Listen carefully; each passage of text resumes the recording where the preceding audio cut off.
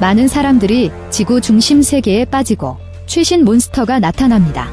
케이트는 돌연변이 스타일의 몬스터를 마주하고 계속 뒤로 물러서는데 이 몬스터는 뜻밖에도 그녀를 직접 공격하지 않습니다. 다른 사람들은 또 어디로 갔습니까? 스토리라인은 1962년 캔자스의 실험에서 시작됩니다.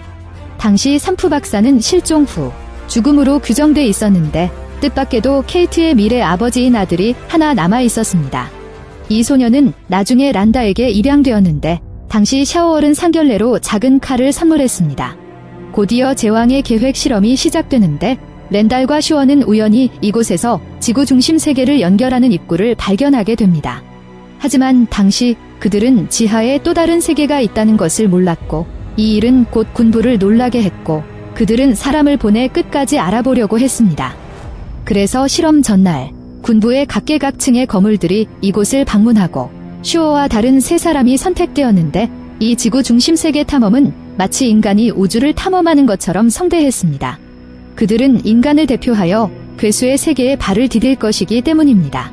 이 작전을 모래시계 작전이라고도 합니다. 인간은 아직 지구 중심 세계에 안정적으로 진입할 수 없기 때문입니다. 그래서 군은 먼저 감마선 시뮬레이터를 이용해 지하에 있는 몬스터를 유인하고 그들이 기어나올 때까지 기다렸다가 신속하게 폐쇄합니다. 이어 슈어 등은 볼 장비를 타고 상대방을 뒤쫓아 다른 세계로 들어갔습니다. 계획은 좋았는데 막상 실행해보니 문제가 생겼습니다. 공이 갑자기 달려들어 몬스터에 의해 열린 입구로 들어갔을 때 엄청난 에너지가 갑자기 바닥에서 튀어나와 순식간에 시험기지 전체가 완전히 파괴되었습니다.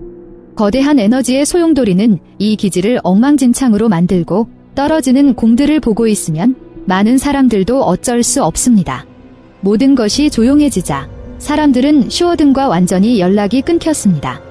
이번 실험으로 심각한 인명사고가 발생했기 때문에 군도 제왕계획 조직에 대한 자금 지원을 중단하기로 결정했습니다.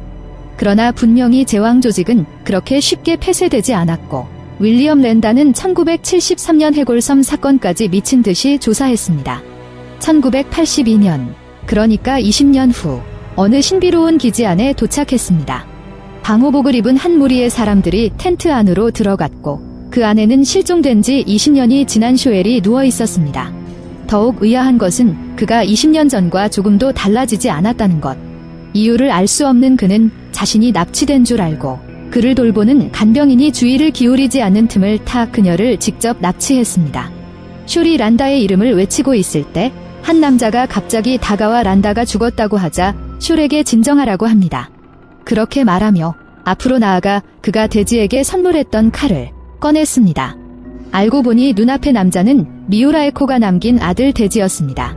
슈어는 자신이 내려간 지 얼마 되지 않았지만 20년이 지났다는 사실을 한동안 납득할 수 없었지만 계속 남아 있어야만 했다고 느꼈습니다.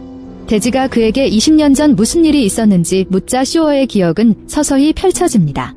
그는 당시 그들 중 몇 명이 무사히 강화한 후 다른 세계에 온 것 같았고 한 명은 불행히도 사망했으며 통제센터에 연락하려고 했지만 바로 그때 공포에 질린 거대한 생물이 그들을 덮쳤고 다른 몇 명은 순식간에 죽었다고 말했습니다.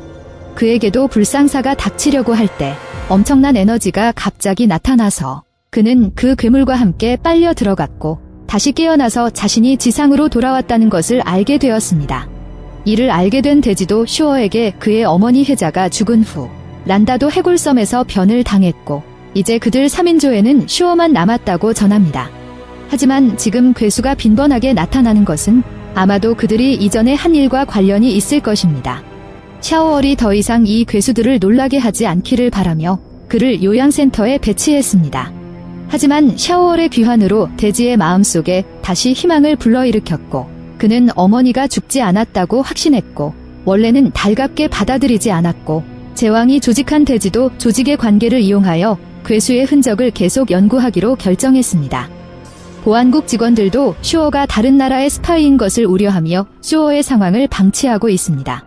그렇게 슈어는 그 다음 시간을 요양원에서 보냈고 고질라와 무토이 세기의 대전이 분노의 씨앗이 묻히는 것을 목격했습니다.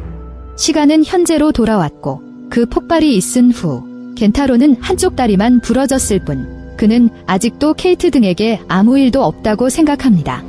구상이 회복되자마자 아버지의 작업실로 가서 그동안 아버지가 쌓아온 단서를 찾았습니다. 켄타로가 아직 찾고 있을 때 스튜디오 문이 열렸는데 그 무책임한 아버지가 그의 앞에 나타날 줄은 몰랐습니다. 케이트가 깊은 구덩이에 빠진 것을 알게 된 다이지도 참지 못하고 켄타로를 끌어안고 당시 상황을 묻습니다.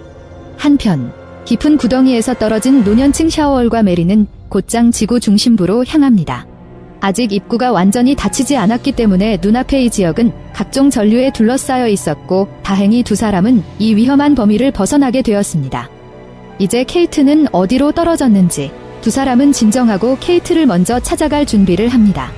지상, 제왕 조직 기지 내에서 세계의 비정상적인 파동을 관찰하고 있는 사람들은 다시 한번 몬스터가 나타나는 출구에서 비정상적인 신호 파동을 발견했습니다.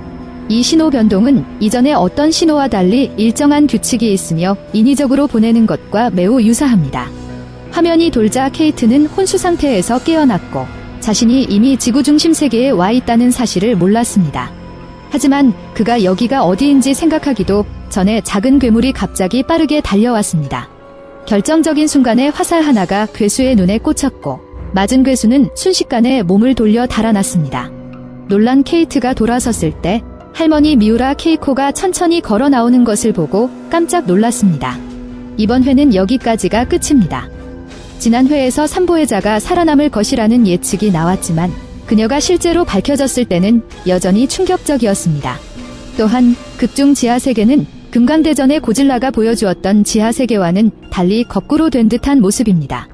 이번 회에서도 신종 몬스터가 등장해 다음 회가 마지막 회를 앞두고 있는데 지하세계로 들어가는 많은 분들이 과연 어떨지 정말 기대가 됩니다. 제 채널이 마음에 드시면 구독을 눌러주세요.